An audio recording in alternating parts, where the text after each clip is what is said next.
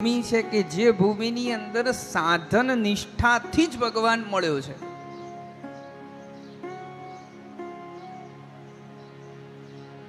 અહીંયા પ્રભુ દ્વારિકા છોડીને આવ્યા તો દ્વારિકા છોડીને અહીંયા વિઠ્ઠલના સ્વરૂપમાં આવવા પાછળનું કારણ શું? એક જ કારણ, અને એ ભક્તની સાધન નિષ્ઠા.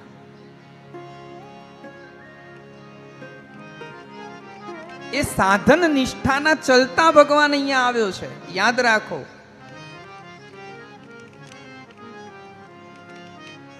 એમને દ્વારિકા છોડીને અહીંયા નથી આવી ગયા, વૈકુંઠ છોડીને અહીંયા નથી આવી ગયા, ગોલોક છોડીને અહીંયા આવી નથી ગયા.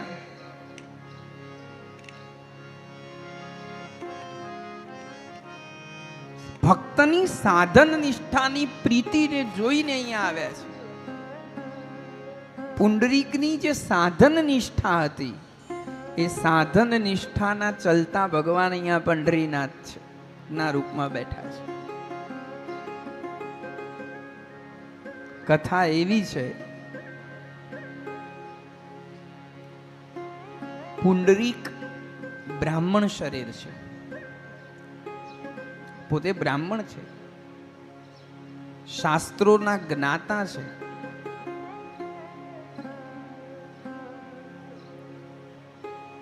સાધન સંબંધ બ્રાહ્મણ છે એવું પણ નથી, દરિદ્ર છે એવું નહીં. સાધન સંપન્ન અને શાસ્ત્રોના જ્ઞાતા બ્રાહ્મણ પુંડરીકજી છે. બધું જ સુખ છે. એમના પરિવારમાં માતા પિતા છે અને પત્ની છે.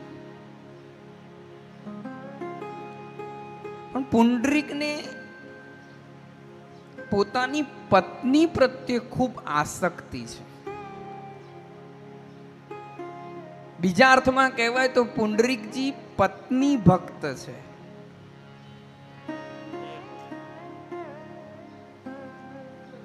ઘરની બહાર નીકળવું છે તો પણ એનું મોઢું જોઈને નીકળવાનું, ને ઘરમાં આવીએ તો પણ પહેલું મોઢું એનું જ જોવાનું. આવી પત્ની ભક્તિ છે. એને પ્રસન્ન રાખવાની, એ સહેજ પણ અપ્રસન્ન ન થવી જોઈએ, ઉદાસ ન થવી જોઈએ. એના માટે થઈને જે કરવું પડે એ બધું જ કરવા પુંડરીક તૈયાર છે. એની પૂર્ણ આસક્તિ કોના અંદર છે? પત્નીની અંદર છે. એવા પત્ની ભક્ત છે. સમય થોડોક વીત્યો, માતા પિતાની પણ ખૂબ ઉંમર થઈ છે. એક દિવસે મા બાપે પુંડરીકજીને કહ્યું કે બેટા, હવે શરીર અશક્ત થવા આવ્યું છે, ક્યારે ભગવાન બોલાવી દે એનો શું ભરોસો? એક ઈચ્છા છે, મરતા પહેલા ગંગા સ્નાન કરવું છે, કાશી વિશ્વનાથના દર્શન કરવા છે. તો અમને કાશી વિશ્વનાથના દર્શન કરવા માટે લઈ જા. ત્યાં ગંગા સ્નાન કરીશું, વળતી વેળાએ પ્રયાગરાજમાં આવીશું, ત્યાં ત્રિવેણી સ્નાન કરીશું. બસ આટલી ઈચ્છા છે, તું પૂરી કર. પુંડરીકે મનમાં વિચાર કર્યો કે મા બાપે કોઈક દિવસ માંગ્યું છે, આ દિવસ તો કોઈ દિવસ એમણે કંઈ કહ્યું નથી, ચાલ ત્યારે. અને પુંડરીક પોતાના મા બાપને યાત્રા કરાવવા માટેનું નક્કી કરે છે.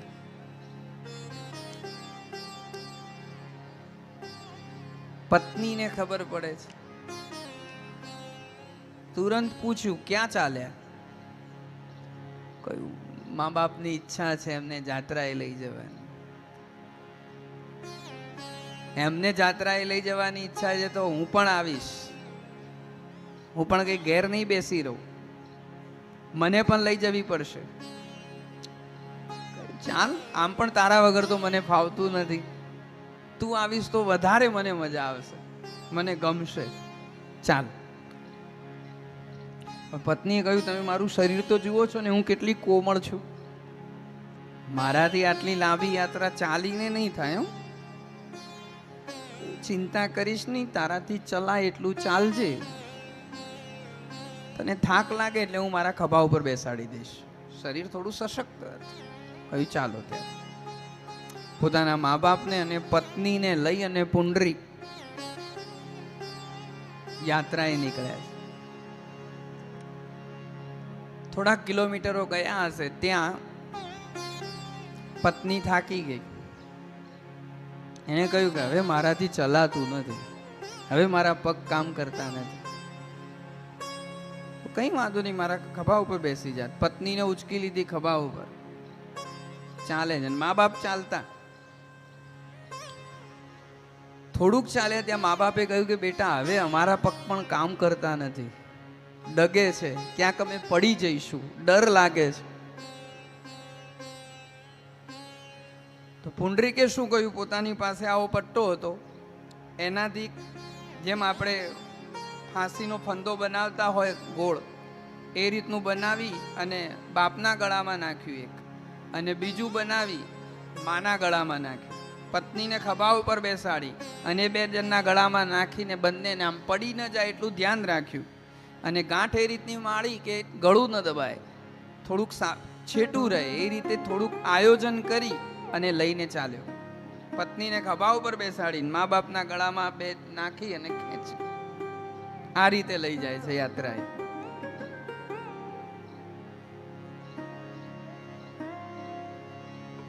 પહોંચ્યા કાશીમાં, બાબા વિશ્વનાથની પૂજા કરી, ગંગામાં સ્નાન કર્યું. રાત્રે એક સંત ભક્ત હતા, તેના જ ઘરે પુંડરીક રોકાયા છે. એ સમયે કંઈ એટલી બધી ધર્મશાળાઓ કે હોટલો કે એવું કંઈ હતું જ નહીં. જ્યારે કોઈ પણ વ્યક્તિ તીર્થમાં જતો તો તીર્થ ગોર જે હોય એના ઘરે જ બધા રોકાતા અને ત્યાં જ જમતા. પુંડરીક ત્યાં રોકાયા છે. રાત્રિનો સમય છે. અચાનક પુંડરીકની આંખ ખુલી ગઈ. આંખ ખુલી અને પુંડરીકે એક દ્રશ્ય જોયું. પુંડરીક જુએ છે તો આખું શરીર કાળું પડી ગયું છે. એવી કેટલીક સ્ત્રીઓ એ સંતના આંગણામાં કચરો વાળતી હતી. પુંડરીક જોઈ રહ્યો છે કે આ સ્ત્રીઓ કચરો વાળી રહી છે. થોડોક સમય ગયો અને સ્ત્રીઓના શરીરનો જે શ્યામ વર્ણ હતો એ બદલાવા લાગ્યો. એમના શરીર ઉપર જે મેલ હતો, જે ગંદકી હતી એ હટવા લાગીને ઉજાસ ફેલાવા લાગ્યો, શુદ્ધ થવા લાગી, તાત્વિક થવા લાગી, રૂપવાન થવા લાગી. પુંડરીક વિચારે છે કે હું આ શું જોઈ રહ્યો છું. ઊભો થયો અને સ્ત્રીઓની પાસે જઈને પૂછ્યું કે તમે કોણ છો? ત્યારે તે સ્ત્રીઓએ પુંડરીકને કહ્યું કે હું ગંગા છું. એક સ્ત્રી બોલી કે હું ગંગા છું. બીજી સ્ત્રી કહે છે કે હું યમુના છું. ત્રીજી સ્ત્રી કહે છે કે હું સરસ્વતી છું. ચોથી સ્ત્રી કહે છે કે હું નર્મદા છું. અમે ભારતના તીર્થો છીએ. તમે? હા. કયું? વિશ્વના લોકો અમારા અંદર આવીને સ્નાન કરે છે ને પોતાના પાપ ધોઈ જાય છે. આ જગતના લોકો અમારા અંદર પાપ ધુએ છે, એના કારણે અમારું શરીર શ્યામ પડી જાય છે. આટલા બધા લોકોની ગંદકીના કારણે અમે કુરૂપ બની જઈએ છીએ. અમારે અમારા પાપ ક્યાં જઈને ધોવા? જગતના લોકો તો અમારા અંદર આવીને પાપ ધોઈ જાય, પણ પછી અમારું શું? અમારે ક્યાં જવું?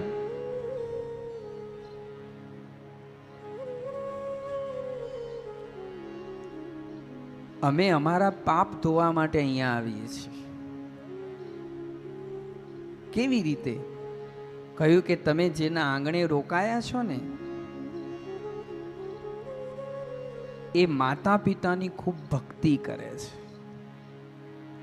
એના મા બાપને પ્રભુ સ્વરૂપ માને છે અને પ્રભુ સ્વરૂપ માનીને એના મા બાપની એટલી સેવા કરે છે કે એના મા બાપની સેવાથી એના પુણ્યોદય એટલા બધા થયા છે કે એના આંગણામાં કચરો વાળવાથી અમારા પાપ પણ ધોવાઈ જાય છે. આ મા બાપની સેવાનું ફળ છે. આ સાંભળીને પુંડરીકની આંખમાં આંસુ આવી ગયા. મેં મારા મા બાપની શું હાલત કરી? મેં તો મારા મા બાપની સહેજ પણ સેવા કરી નથી. મારે સામેથી મારા મા બાપને તીર્થયાત્રા કરવા માટે લઈ જવા જોઈએ. હું તો કોઈ દિવસ ન બોલ્યો. મેં ક્યારેય નહીં કહ્યું કે બાપા ચાલો ગંગા સ્નાન કરાવી આવો, કે ચાલો બાપા યમુના સ્નાન કરાવી આવો, કે ચાલો બાપા તમને તીર્થયાત્રા કરાવું. હું તો ક્યારેય બોલ્યો નથી. આ તો એ બોલ્યા ત્યારે હું લઈને આવ્યો. અને એ પણ કેવી રીતે? એમના ગળાની અંદર દોરડા નાખીને ખેંચીને.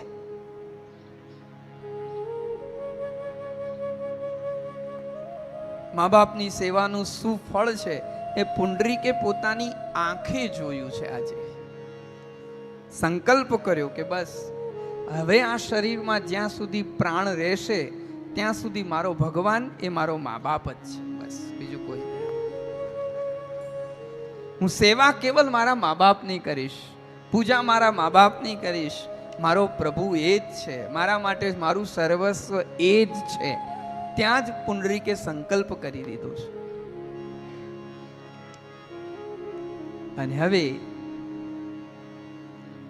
બીજા દિવસે પુંડરીક પત્નીની સામું જોતો નથી. જ્યારે મા બાપ ઊંઘીને ઉઠ્યા છે તો ચરણમાં બેઠો છે. આંખમાંથી આંસુ પડી રહ્યા છે. પોતાના આંસુઓ વડે મા બાપના ચરણ ધોઈ રહ્યો છે કે મને ક્ષમા કરો. હું પુત્ર બનીને પુત્રના કર્તવ્યને ભૂલી ગયો. હું તમારી સેવા ન કરી શક્યો. મને ક્ષમા કરો. તમે મારા ભગવાન છો. તમે મારું સર્વસ્વ છો. મને માફ કરો. મા બાપે પોતાનો હાથ પુંડરીકના મસ્તક ઉપર ફેરવ્યો. પત્નીએ કહ્યું, આ બધું શું ગાંડપણ કરો છો? ચાલો હવે નથી જવું. કહ્યું, સાંભળી લે, જવાનું તો છે જ, પણ હવે મારા માટે મારું સર્વસ્વ મારા મા બાપ છે. મારો ભગવાન મારા મા બાપ છે. મેં સંકલ્પ કર્યો છે કે આ ખોડિયામાં જ્યાં સુધી પ્રાણ રહેશે ત્યાં સુધી હું સેવા મારા મા બાપની કરીશ. તું પણ જો એમની સેવા કરી શકવાની હોય અને મારો સાથ આપી શકવાની હોય તો ચાલ, નહીં તો અહીંયા રહે. મારે તારી જરૂર નથી. જો મારા મા બાપની સેવા કરવા તૈયાર હોય તો ચાલ. પત્ની જ્યારે પુંડરીક બોલી રહ્યો છે ત્યારે સમજી ગઈ છે. કહ્યું, હું પણ સેવા કરીશ તો ચાલ. અને હવે વળતી વેળાએ પોતાના ખભા ઉપર, એક ખભા ઉપર માને અને બીજા ખભા ઉપર બાપને બેસાડીને નીકળ્યા. બાપને ખભા ઉપર બેસાડે, લઈને આવ્યા છે પંઢરપુરની અંદર, આ ભૂમિની અંદર. ચંદ્રભાગાની અંદર આવીને પુંડરીકે સ્નાન કર્યું. આ જે નદી વહી રહી છે એનું નામ વાસ્તવિક આ ભીમા નદી છે. ભીમાશંકર મહાદેવના આપણે દર્શન કરવા માટે જઈશું. ત્યાં સહ્યાદ્રી પર્વતોમાંથી આ ભીમા નદી નીકળે છે. અને ભીમા નદી અહીંયા આ બ્રિજથી લગાવી અને આ તરફ સુધી ચંદ્રાકારના રૂપમાં વહી રહી છે, માટે એનું નામ આપવામાં આવ્યું ચંદ્રભાગા. આટલા વિસ્તારમાં એ ચંદ્રભાગા તરીકે ઓળખાય છે.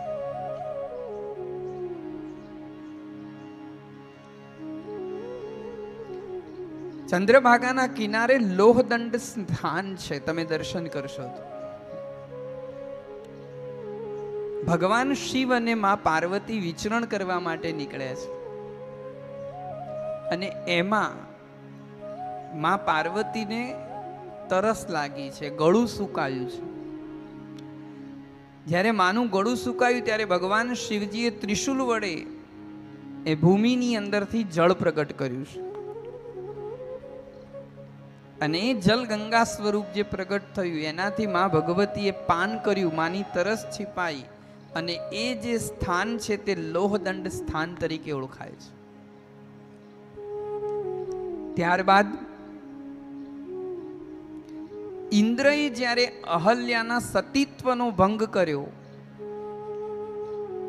ગૌતમ ઋષિએ ઇન્દ્રને શાપ આપ્યો કે તું સહસ્ર ભગ થઈ જઈશ, તારા શરીરમાં 1000 કાણા પડી જશે. અને સહસ્ર ભગ થયા ઇન્દ્ર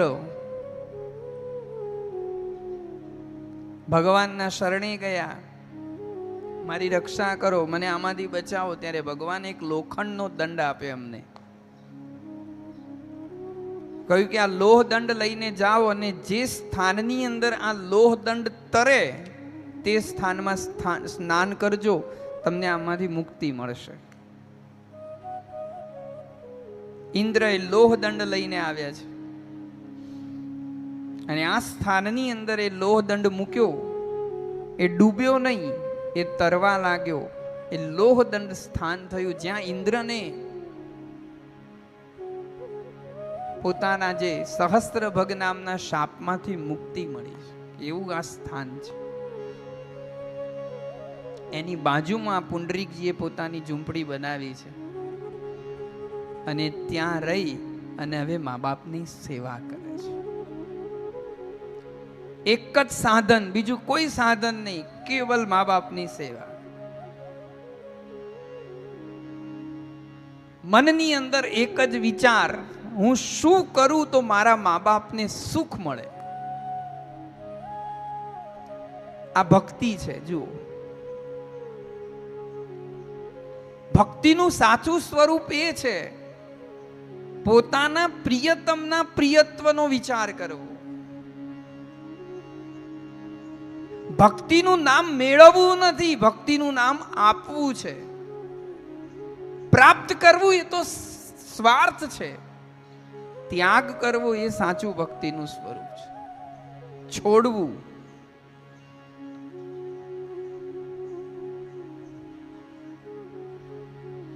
ભક્તિની અંદર તો સ્વસુખનો વિચાર જ નથી હોતો, એમાં તો સામેલાના સુખનો વિચાર છે.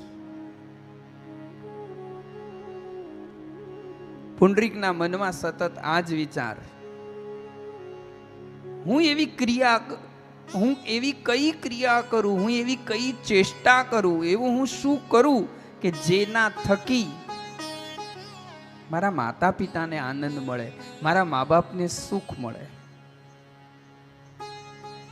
કોઈ મંત્રોના જપ નથી કર્યા, કોઈ હાથમાં માળાઓ લઈને બેઠા નથી, કોઈ તીર્થોમાં જઈને ડૂબકીઓ મારી નથી, બીજા કોઈ સાધન નહીં, એક જ સાધન, કેવલ મા બાપની સેવા. અને એવી સેવા કરી કે એની સેવાથી વૈકુંઠ ડોલ્યું. ભગવાનને એના દર્શન કરવાની ઈચ્છા થઈ. સ્વયં દ્વારિકાધીશને એમ થયું કે આવા વ્યક્તિના તો દર્શન મારે કરવા જ જોઈએ, કે જેના માટે પોતાના મા બાપ જ સર્વસ્વ છે. માતા પિતાની આવી સેવા કરવા વાળા ભક્તના દર્શન મારે કરવા પડશે. અને ભગવાન ઊભા થયા, દર્શન કરવા માટે નીકળ્યા. ત્યાં રૂકમિણીએ પૂછ્યું, ક્યાં ચાલે? એટલે પાછા વળીને બેસી ગયા. કહ્યું, કેમ બેસી ગયા? રૂકમિણીની સામે જોઈને ભગવાને કહ્યું કે ત્યારે તને એટલી ખબર નથી પડતી, કોઈ ક્યાંક જતું હોય તો પૂછાય નહીં, ટોકાય નહીં, અપશુકન થાય. ક્યાં ચાલે? ના, મને કહો ને ક્યાં ચાલે? ભગવાને કહ્યું કે હું મારા ભક્તના દર્શન કરવા માટે જાઉં છું. સાંભળજો બરાબર શબ્દ, દર્શન આપવા માટે જાઉં છું એવું નથી બોલતા. હું મારા ભક્તના દર્શન કરવા માટે જાઉં છું.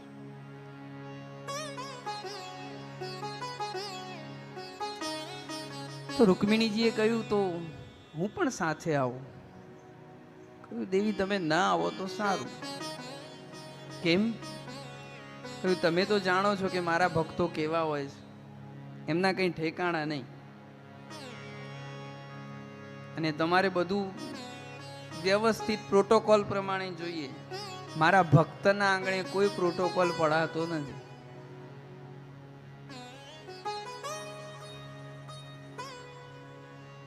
કહ્યું કઈ વાંધો નહીં, હું બધું જ ચલવી લઈશ, પણ મને લઈ જાઓ. ચાલો ત્યારે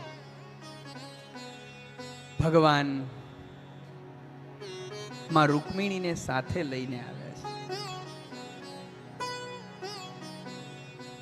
દ્વાર ઉપર આવ્યા, જુએ છે રાત્રિનો સમય છે. પુંડરીકે પોતાના માતા પિતાને ભોજન કરાવી દીધું છે, પોઢાડ્યા છે અને ચરણની સેવા કરી રહ્યા છે. ભગવાન આવ્યા છે ને સ્વાભાવિક છે કે પ્રભુ આવે એટલે પ્રકૃતિ પણ બદલાય. શીતલ મંદ સુગંધિત વાયુ વહેવા લાગ્યો. વાતાવરણમાં એક દિવ્યતા છવાવા લાગી છે.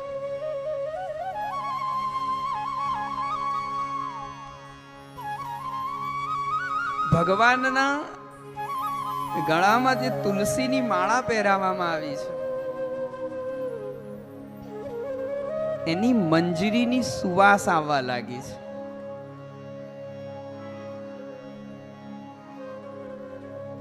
પુંડરીક સમજી ગયા,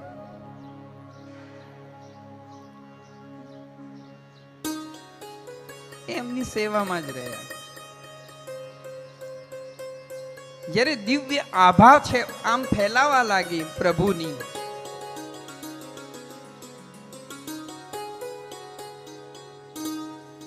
જોયું સાક્ષાત પરમાત્મા પધારી રહ્યા છે. પ્રભુના ચરણમાં જે નુપુર પહેરાવી છે ને, નુપુરનો અવાજ આવી રહ્યો છે. છન છન.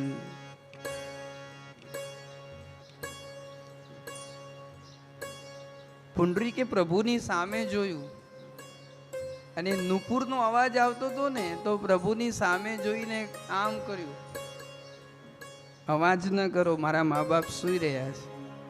આ નુપુરનો અવાજ બંધ કરો, એમનાથી એમના નિદ્રાની અંદર ખલેલ પહોંચશે, જાગી જશે.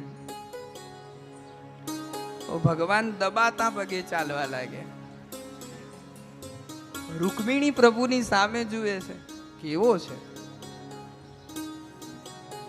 તમને જોઈને દોડીને પગે લાગવા, દોડીને આવીને પગે લાગવાની વાત તો દૂર ગઈ, એમ કે છે કે તમારા નુપુરનો અવાજ આવે છે.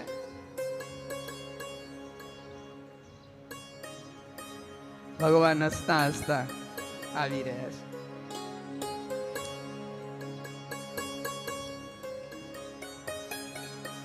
જ્યાં આમ નજીક આવવા જાય પ્રભુ, ત્યાં પ્રભુએ વિચાર કર્યો કે હું અંદર જઈશ, માતા પિતાની ઊંઘમાં ખલેલ પહોંચશે, આને ગમશે નહીં, ત્યાં જ ઉભા રહ્યા. પુંડરીકની સેવા ચાલુ છે, ભગવાન ઉભા છે, રૂકમિણી માતા સાથે છે. ભગવાનની સામે જોઈને કે આવા ભક્તો, આવ નહીં, આદર નહીં, સ્વાગત કરતો નથી, બેસવા માટે આસન આપતો નથી, અર્ઘ્ય દ્વારા પૂજન કરતો નથી, પુષ્પની માળા અર્પણ કરતો નથી, કંઈ નહીં. તમે આવ્યા એનું કોઈને ફરક જ પડતો નથી, અને તમે પાછા અહીંયા ઉભા રહ્યા છો.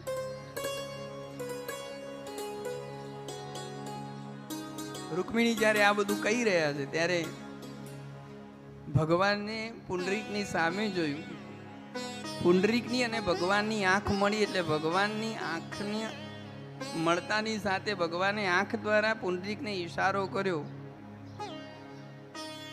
કે આ બાજુમાં છે ને એમને તે મને આદર નથી આપ્યો ને નથી ગમ્યું, માટે એમને ગમે એવું કંઈક કર.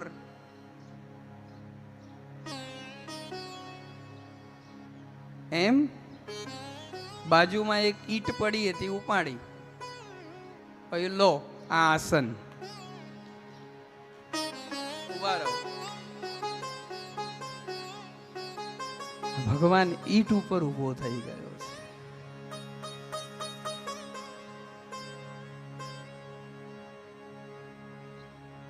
ઉભા રહ્યા ભગવાન. જ્યાં સુધી સેવા ચાલી ત્યાં સુધી ઉભા રહ્યા. મા બાપ સૂઈ ગયા, બરાબર સેવાનો ક્રમ પૂરો થયો ત્યારે ઉભા થયા છે. અને પુંડરીકજી ઉભા થઈને આવ્યા છે પ્રભુની પાસે અને હવે પગે લાગ્યા, નમસ્કાર કર્યા પ્રભુને.